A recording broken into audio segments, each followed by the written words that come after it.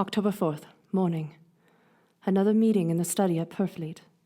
We must find that last remaining box, gentlemen. We must find it. As long as that earth exists and pure, as long as there remains one place of refuge for Dracula, there is no safety and no peace for any soul in England. And for the undead, never peace so long as he lives. Blood of my blood. Blood of my blood. Mina! How do you know that? Quiet! Quiet! With me always, over land and sea. Mina, darling, how did you know that Dracula said those... I don't know. The words just came. Strange. There are times when somehow I feel that I am with him. At sunset? Yes, just at sunset. And again at sunrise. Dr. Van Helsing, if at that time you... Have you the courage? The courage for what? What do you mean? Dr. Van Helsing here will question me. I will question her, yes. In a state of hypnosis. The one you love is already mine, he said. She is with me always, over land or sea. Ah, Count Dracula. Perhaps she will betray you if she is really with you, this one we love. Who knows if she is really with you over land or sea?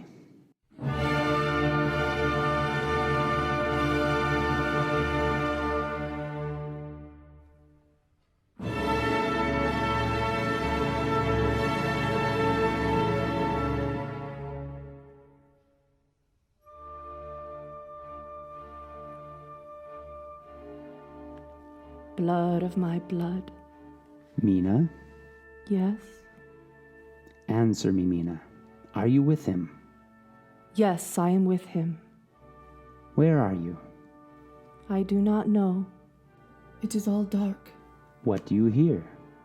The lapping of water. I can hear it on the outside. Then you are on a ship. Yes. What else do you hear? There is the creaking of an anchor chain. What are you doing?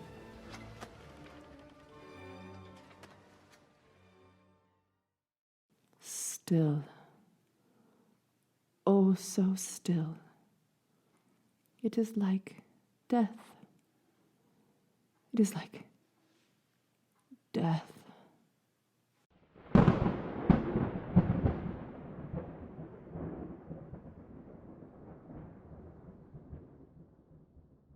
Here is a report from the Madsen Peabody shipbrokers, dated October 5th. According to Lloyd's list, the only sailing ship that left for the Black Sea yesterday was the Zarina Katrina, bound for Varna. Somehow, before she sailed, a man came alongside all in black, driving a cart with a great box in it. This he lifted down single-handed and carried below.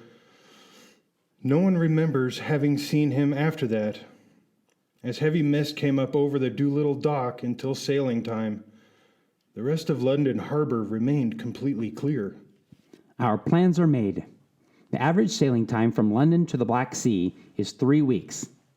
We can travel over land to the same place in 3 days. We shall be there waiting for him when he arrives.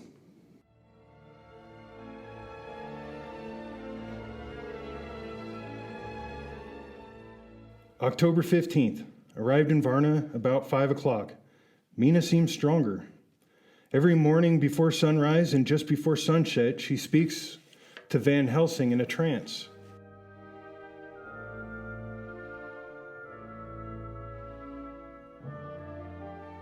Are you with him, Mina? Tell me, are you with him? I am with him. What can you see? Nothing.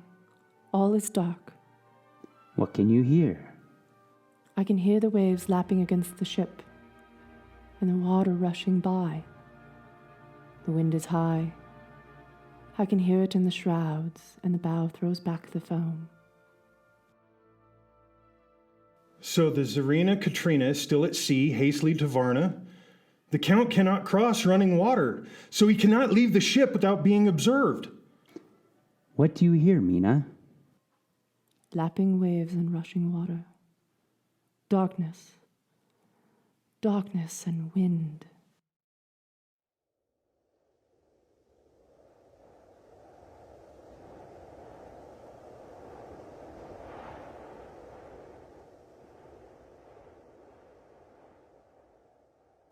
A whole week of waiting.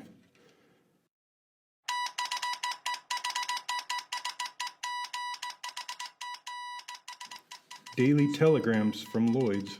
Not yet reported. Not yet reported. Not yet reported. Not yet reported. Lapping waves. Rushing water. Rushing water. Creeping mass. Darkness. Darkness and wind.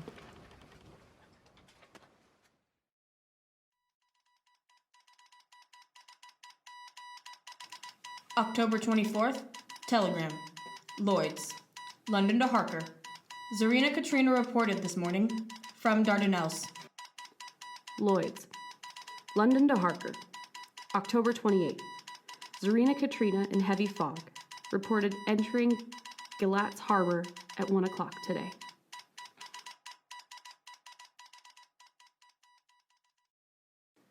Galatz?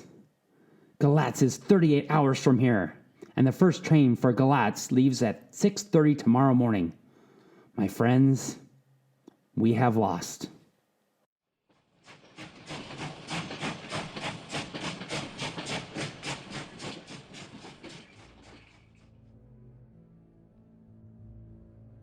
I am with you.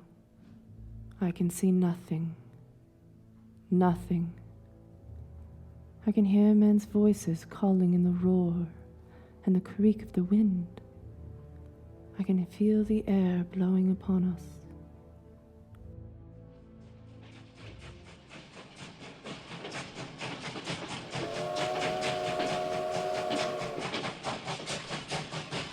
October 29th, evening.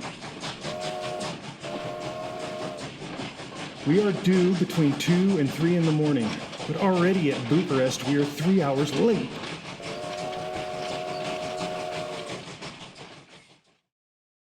Something's going on. I can feel it pass like me like a cold wind. I can hear it far off, confused sounds. Men talking in strange tongues.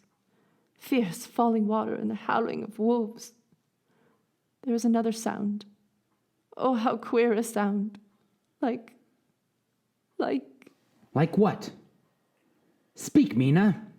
Speak, I command you. I command you to speak.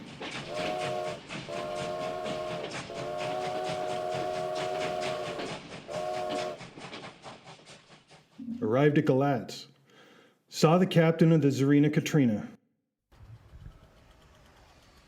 Come aboard. We are over an hour before sunup. We receive a box for a party by the name of Dracula. Had his papers all right. Emanuel Hiddlesham was his name.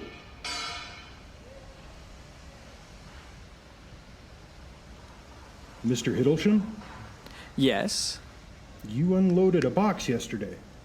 I give to Kyloff by order. Kyloff.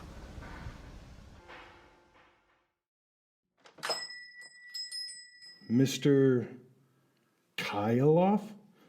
Hello.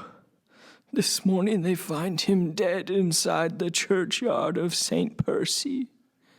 They find him dead with his throat torn open.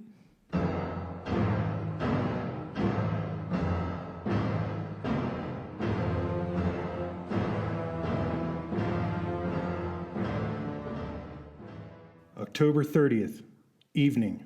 There are two ways in which Dracula can get back to his own place: by land or by water.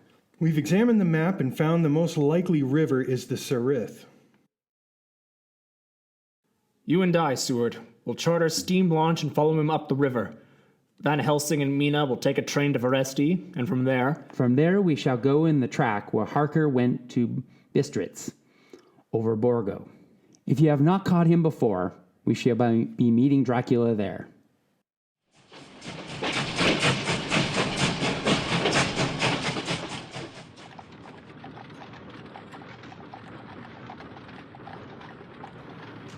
October 31st. We arrived at Veresti at noon. Van Helsing and I brought the carriage here. We start in an hour. Our enemy is still on the river.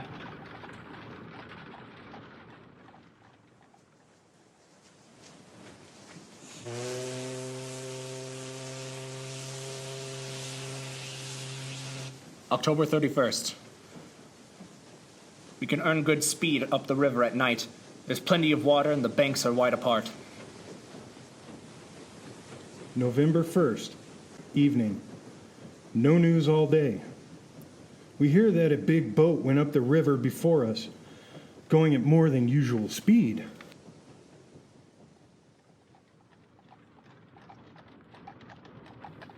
November 4th. All day driving. The country gets wilder as we go. By morning, we should reach the Borgo Pass.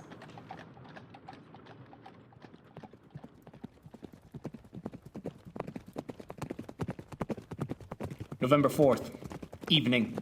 We have left the launch. We've got horses and we follow on the track along the river. We are armed. Look! Quick! There they are now, heading west! Through the dawn, we could see the Slavics some miles before us, dashing along the river with their wagon. On it is the great box.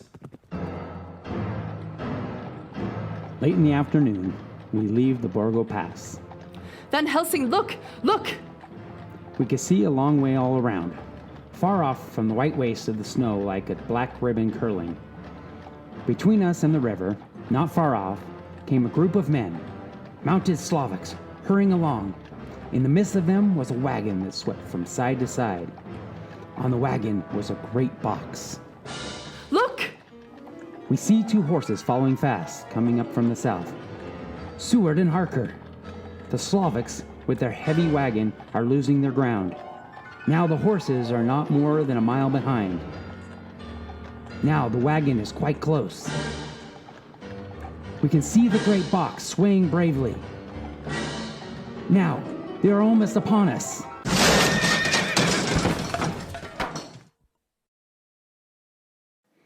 Now has happened a strange thing. The wagon smashed into a great rock buried in the snow, lost its front wheels, and turned over on its side, jammed against the stone. The horses tore loose from their tracers and bolted, and the Slavics scatter and vanish after them. Then silence. Silence like comes after a ringing bell. Look! His face! It is Dracula, sprawled out stiff and twisted in the smear of its own holy earth.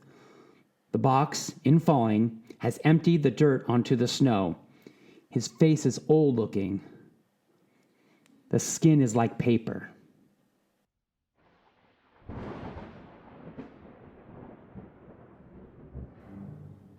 Dr. Seward, there is no time. Look at the sun. Sunset! In 1 minute, it is sunset, and he is forever lost to us. Have you the stake of wood and the hammer? Yes? Now, Seward, pray for us. Kneel down and pray. Harker, the stake of wood over his heart. Be not afraid, Harker. Do not look into his eyes. The hammer! Now, Harker! Strike! Strike! Flesh. Flesh of my flesh. Guilt of my guilt. Death of my death. Speak and be manifest in the instant of your master's peril. Elements of darkness, rain, evil wind, mist, and mold and tempests. Strike! The others couldn't, but somehow I could hear him speaking behind his eyes. Claw, wing, tooth, scale, tissue of flesh, death of my death, dead and undead. The hand of the living is over your master. Console me, my children. This instant is no longer than the space between two heartbeats. But the night is not here, and I am lonely. Come to your master, my children. Beguile him now in the instant of his peril. Beguile him with the sound of your names. Claw, wing, tooth, scale, tissue of flesh. Claw, wing, tooth, scale, tissue of flesh! Strike, Harker! Strike! There is one very dear to me who has not answered. My love, Mina. There is less than a minute between me and the night. You must speak for me. You must speak with my heart. Give them to me. Jonathan, give them to me. The stick of wood and the hammer. Harker! I shall never forget that moment. The look on poor Mina's face as she stood there. The angry scar standing out on her throat. Her eyes like living coals in the last red of the sunset. She had torn the stake and the hammer out of my hands with the strength of an animal. Mina! Do you know what you have done, woman? Do you know what you have done to us? You have released him. The evil is free. Look! The sun!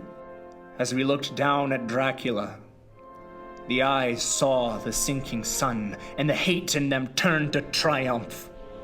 Flesh of my flesh, come to me, my love.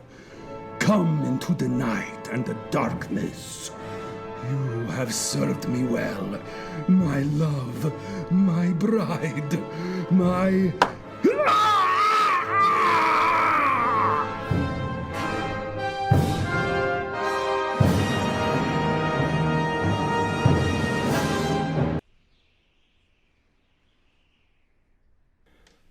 Ladies and gentlemen, all the evidence is now before you. I have added nothing, and to the best of my knowledge, I have omitted nothing. That might help to throw light upon the extraordinary events of the year 1891, which culminated on that terrible evening in the Borgo Pass. There remains only this one last report. When Mina Harker seized the stake and hammer from her husband, I believe she was under some form of hypnosis. She herself remembers nothing, but whatever influence was at work on her, she must, at the last moment, have rejected it. For at the exact instant the sun disappeared, it was Mina Harker who drove the stake through the heart of the thing that called itself Dracula. At the same instant, even as we looked, the wound on the side of her throat was no more. As for Dracula, before the screams of the creature had died from our ears, the whole body crumbled into dust and passed from our sight. In the final moment of the solution, there was in the face a look of peace, such as I could never have imagined might have rested there.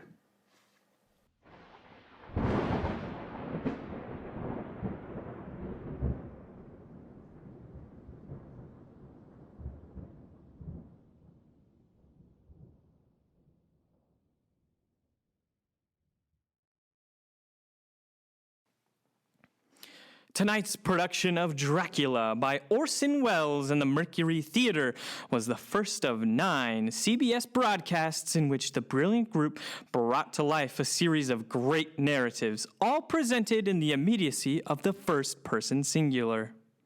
In this spirit, the PCT staff will continue to bring you stories through the PCT YouTube page and website. Please consider donating to PCT at www.pullmancivictheater.org.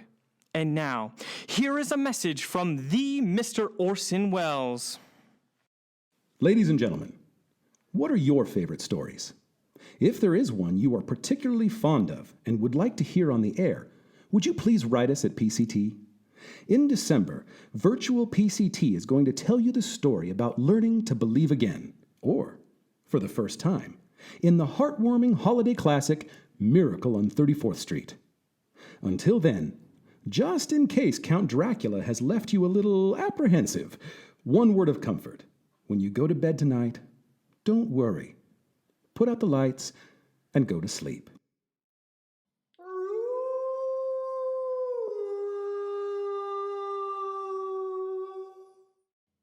It's all right. You can rest easily. That's just a sound effect. There. Over there in the shadows, see? Nothing. Nothing at all. Nothing at all. I think it's nothing. But always remember. Ladies and gentlemen, there are wolves. There are vampires. Such things do exist.